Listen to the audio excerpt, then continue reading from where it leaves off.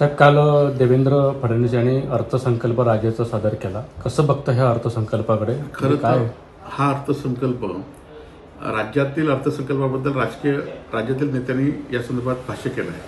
परंतु सिंधुदुर्ग जिल्ह्यात या अर्थसंकल्पाला कुठलीही ठोस तरतूद नाही. सिंधुदुर्ग जिल्ह्याला या अर्थसंकल्पामध्ये भोपळा मिळालेला आहे. रत्नसिंधू ही योजना उद्धवजी ठाकरे मुख्यमंत्री असताना त्याला 100 कोटीची तरतूद होती आणि आता फक्त या योजनेला मुदतवाढ दिलेली आहे.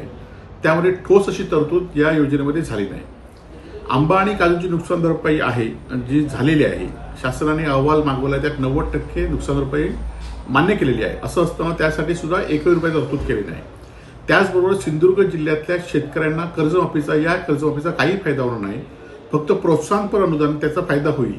कारण या जिल्ह्यातील थकबाकीदार हे नॅशनलाइज बँकेने किंवा ह्याने पीक कर्जाला कधी कर्ज दिलं नाही. त्याचबरोबर आपल्याला माहिती असेल की सिंधुदुर्ग जिल्ह्यातील खावटी कर्ज आहे ते भाजपचे नेते अनेक वर्ष खावटी कर्जाच्या सांगत होते की खावटी कर्ज माफ होणार म्हणून. परंतु हे कुठलंही खावटी कर्ज माफ झालं नाही आणि या खावटी कर्जाला सुद्धा तरतुदी आहे. त्यामुळे सिंधुदुर्ग जिल्ह्यातल्या शेतकऱ्यांना याचा फायदा होणार नाही. त्यामुळे या सगळ्या बाबतीत आणि इतर कुठलीही तरतूद केली नाही. म्हणजे आपण बघितलं असाल की रस्त्यासाठी वेगळी तरतूद, रोजगारासाठी वेगळी तरतूद, अशी कुठलीही योजना किंवा कुठलीही नवी तरतूद या ह्याच्यामध्ये जिल्ह्यामध्ये झाली नाही. आणि त्यामुळे या योजनेमध्ये सिंधुदुर्ग जिल्ह्याला भोपळा मिळाला असं तर वावगं ठरू नये. दुसरे म्हणजे 2 लाखापर्यंत जे थकबाकीदार आहेत त्यांना 2 लाखापर्यंत कर्जमाफी मिळणार असं केलं. आपण बघितलं असाल की सिंधुदुर्ग जिल्ह्यामध्ये थकबाकीचं प्रमाण 0 आहे, म्हणजे कमी आहे.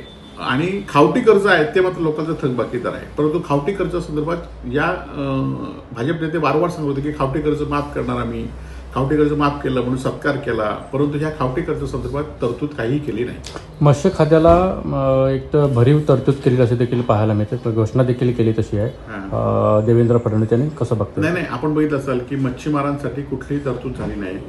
राज्याचे आणि देशाचे मत्स्य याच्यामध्ये जी तरतूद केली होती त्यामध्ये कुठलीही नवीन किंवा त्यातनं कुठलीही उत्क्रांती झाली नाही किंवा कुठल्याही मच्छीमारांना थेट असं लाभ मिळाला नाही, ही वस्तुस्थिती आहे. दुसरी गोष्ट म्हणजे लव जिहाद हा कायदा जो आहे तो मात्र आपल्या सभागृहामध्ये पारित करण्यात आला आहे. कसं बघताय कायद्याकडे? या कायद्याचं आम्ही स्वागत करतो आणि जबरदस्तीने असे होत असतील तर त्याला विरोध झाला पाहिजे किंवा जबरदस्तीने असे लव जिहाद सारखे प्रकल्प होत असतील, हे होत असतील तर निश्चितपणे या लव जिहाद सारख्या गोष्टींना आता शासनाने कायदा आणला म्हणून त्याच्यामध्ये हे होईल. कारण या लव जिहादच्या प्रकरणामध्ये चुकीचा अर्थ वापरून धर्माधर्मामध्ये ते निर्माणाचं सुद्धा काम चालू होत आहे.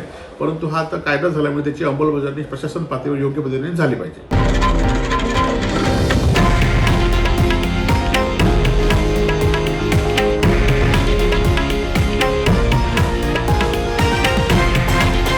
हे आहे देशातील नंबर 1 न्यूज नेटवर्क आणि आपण पाहत आहात TV9 मराठी, एकमेव.